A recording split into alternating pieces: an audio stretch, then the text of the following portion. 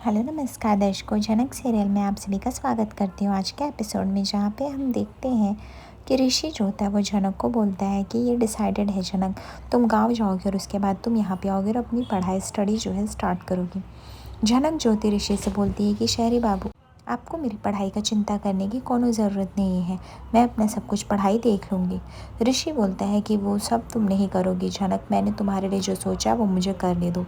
जनक बोलती है कि आप इतनी जल्दी, ऋषि जो होता है जनक को बोल देता है कि मैं तुम्हें चाहता हूँ तुम पढ़ो लिखो इंडिपेंडेंट इंसान बनो, इससे ज़्यादा मुझे कुछ नहीं चाहिए। जनक बोलती है लेकिन आप इतनी जल्दी कैसे बदल सकते हैं, मतलब ऐसा क्या हुआ शहर बाबू जो आप मेरे लिए इतना सोचने लगे? कहीं आप ये सब उस एक्सीडेंट की वजह से तो नहीं इस गिल्ट में है इसलिए आप ये सब कर रहे हैं? ऋषि बोलता है मुझे तुम्हें एक्सप्लेनेशन देने की कोई ज़रूरत नहीं है जनक, तुम्हें जो सोचना है तुम समझो, जो सोचना है करो।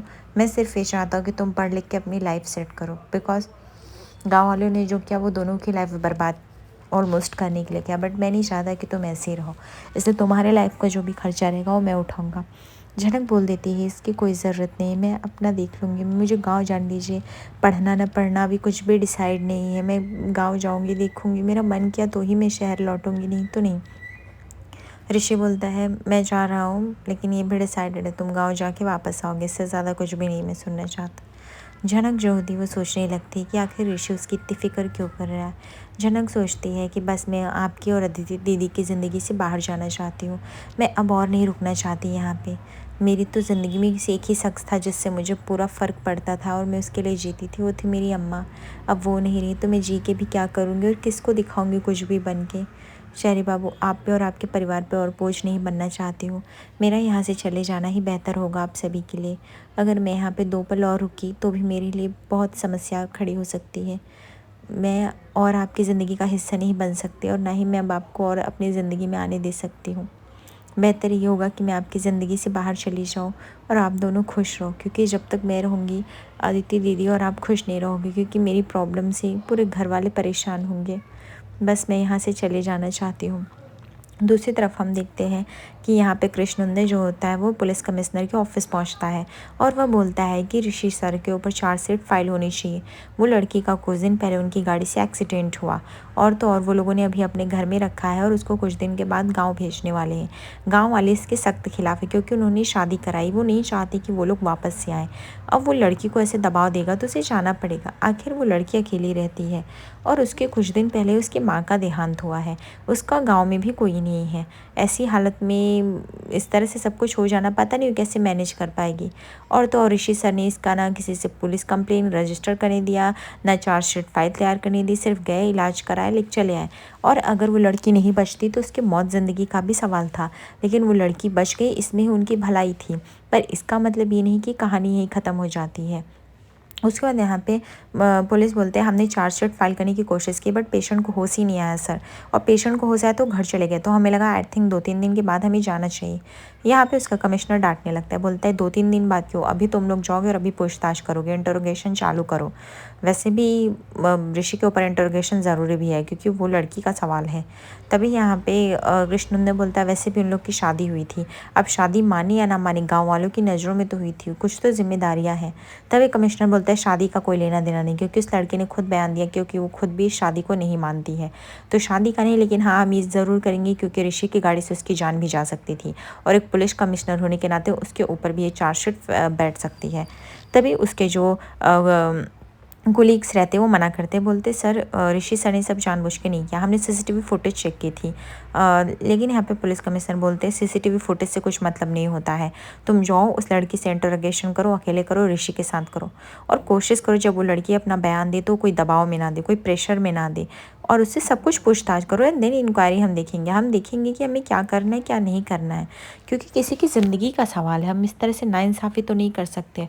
और वो भी तब जब ये जानते रहे कि ऋषि उसको जानता है और कुछ रिश्ता भी है, हो सकता है कि कुछ अलग मोटिव हो।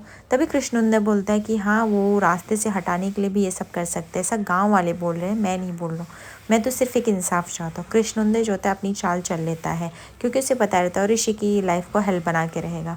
दूसरी तरफ हम देखते हैं कि यहाँ पे सभी लोग अदिति और ऋषि की शादी की डेट फाइनलाइज कर रहे थे। तभी जेठू बोलते हैं कि ठीक है तुम लोग कर लो, कोई दिक्कत नहीं है, और वैसे भी फूल की वजह से तुम लोग को कोई दिक्कत नहीं होनी चाहिए, क्योंकि फूल कुछ दिन में गाँव चली ही जाएगी। तभी यहाँ पे अदिति बोलती है जाने का मतलब नहीं जेठू, वो फिर से आ जाएगी तो मुझे उससे कोई प्रॉब्लम नहीं, बट अगर वो रहेगी तो हमारा रिश्ता वर्क नहीं कर पाएगा। जेठू बोलते हैं कि मुझे उससे कोई प्रॉब्लम नहीं, ऋषि ने लिया है उसकी पढ़ाई की जिम्मा, और ऋषि कैसे करेगा कैसे नहीं करेगा ये सिर्फ ऋषि जान सकता है, मैं नहीं जान सकता हूँ कि वो कैसे करने वाला है, क्या करेगा क्या नहीं करेगा। वो भी गाँव जा रही है और अभी ये भी नहीं तय हुआ है कि वो गाँव से वापस लौटेगी भी कि नहीं, क्योंकि उस लड़की में बहुत ज़्यादा सेल्फ रिस्पेक्ट है, इसलिए वो लौटेगी कि नहीं लौटेगी, करेगी कि नहीं करेगी, ये सब के बारे में हमें कोई आइडिया नहीं है। तो अदिति मुझे नहीं लगता तुम्हें इतना सोचना चाहिए। हाँ, ऋषि की तरफ से मैं भी सपोर्ट करूँगा, उस लड़की का लाइफ सेट हो जाए। अदिति बोलती है जेठू मैं भी चाहती हूँ लड़की पढ़ी लिखी आगे बने, मेरे बाबा भी कुछ ट्रस्ट को जानते, जहाँ से कुछ हेल्प दिला देंगे उसको, या फिर वो कुछ खुद भी हेल्प कर देंगे, मुझे उससे प्रॉब्लम नहीं है। ऋषि अगर उसे पढ़ाना चाहता है तो मेरी तरफ से भी हाँ है, लेकिन अगर वो यहाँ घर में रुकेगी तो शायद ये चीज़ मुझसे बर्दाश्त नहीं हो पाएगी, फिर मेरा और ऋषि का रिश्ता जो है, जो वर्क करने वाला भी रहेगा ना वो भी नहीं कर पाएगा। तभी यहाँ पे ऋषि के बाबा कहते हैं कि अरे बेटा छोड़ो, हम कहाँ उस लड़की की बातें लेके बैठ गए, अभी वो इतनी इंपॉर्टेंट है क्या जो हम उसको हर बातों में लेके चलेंगे, और वैसे भी वो आएगी तो इस घर में तो नहीं आएगी, क्योंकि हम भी नहीं चाहते। तभी हम देखते हैं ऋषि पहुंचता है और वो बोलता है अरे अदिति तुम यहाँ पे कब आई। तभी अदिति बोलती है कि वाओ, अब तुम मुझे ये भी पूछोगी मैं क्यों आई हूँ, मैं तो हमेशा पहले से ही आती थी ना कॉलेज जाते टाइम, जब भी रास्ते में घर पड़ता था। मैं यहाँ पे मुझे लगा तुम ये पूछोगी कि क्या हुआ, तुम आई तो कैसे आई, लेकिन तुम तो क्यों। तभी यहाँ पे ऋषि बोलता है मेरा वो मतलब नहीं था अदिति, एक्चुअली मैं सिर्फ ये पूछ रहा था यू नो ना कि घर में कितना टेंशन चल रहा है, 1-2 दिन से मेरा भी दिमाग कितना डिस्टर्ब है, और तुम्हें ये सब कुछ अच्छे से पता है, बस इसलिए मैं पूछ रहा था कि कोई प्रॉब्लम तो नहीं हुई है। तभी यहाँ पे अदिति बोलती बिल्कुल भी नहीं, यहाँ पे शादी की डेट्स का फाइनलाइज्ड कर रहे थे और बस उसके ही बारे में डिस्कस चल रही थी, और हम फूल के भी बारे में डिस्कस कर रहे थे कि कब वो इस घर से जाएगी। तभी ऋषि बोलते कम ऑन अदिति, उसकी हालत बहुत ख़राब है और मैंने उसकी रिस्पॉन्सिबिलिटी ली है, वो चली जाएगी, इतना तुम्हें फ़िक्र करने की ज़रूरत नहीं है, ठीक है। वो जाएगी, अच्छे से रहेगी भी, और फिर जब सब कुछ ठीक हो जाएगा तो आएगी। अगर घर में मैनेजेबल नहीं होगा तो वो पीजी में चली जाएगी।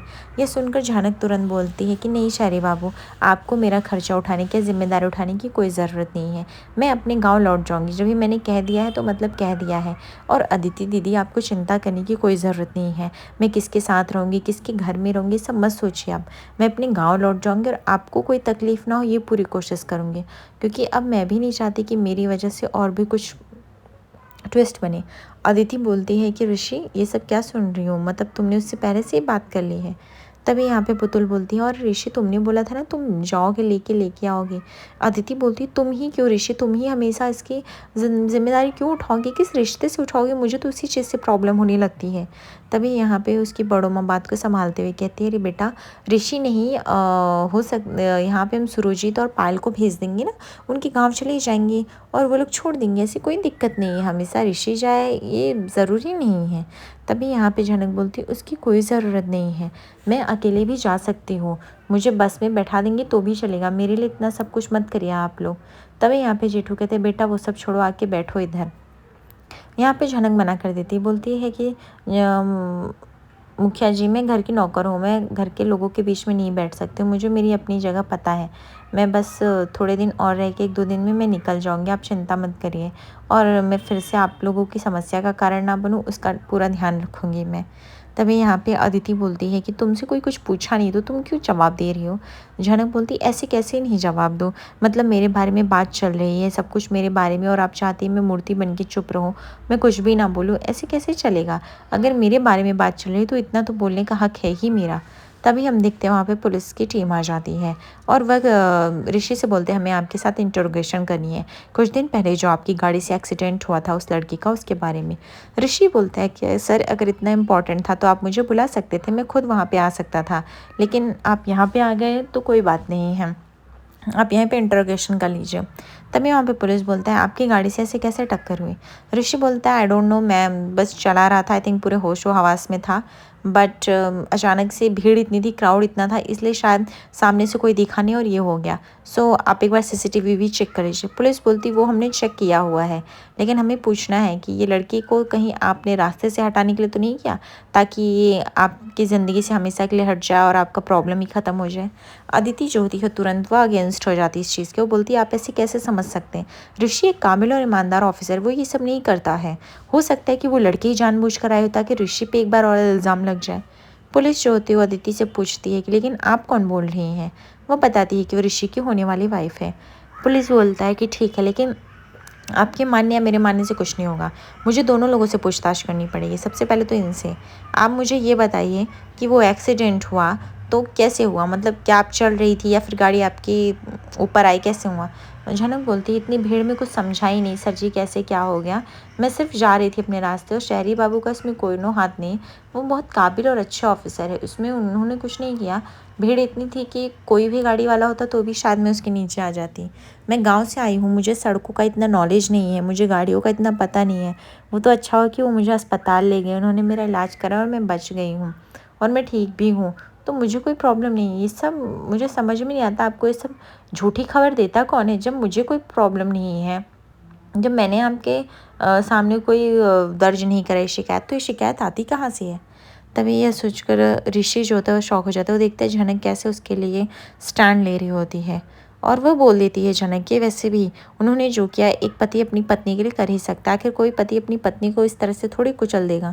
ये सुनकर तो घर वाले पूरी तरह से शॉक हो जाते हैं कि झनक अब ये कौन सा वाइल्ड कार्ड का खेल रही है गेम, वो अपने आप को पत्नी क्यों बुला रही है। ऋषि भी शौक रहता है। अदिति को गुस्सा आ जाता है। अदिति ऋषि को बोलती क्या मैं इन्हीं सब चीज़ों के लिए आई हूँ, तुम्हें पत्नी पत्नी क्यों बोलती जा रही है। ऋषि बोलता है मुझे कोई नहीं, कुछ भी नहीं आइडिया, मुझे नहीं पता ये सब क्या चल रहा है।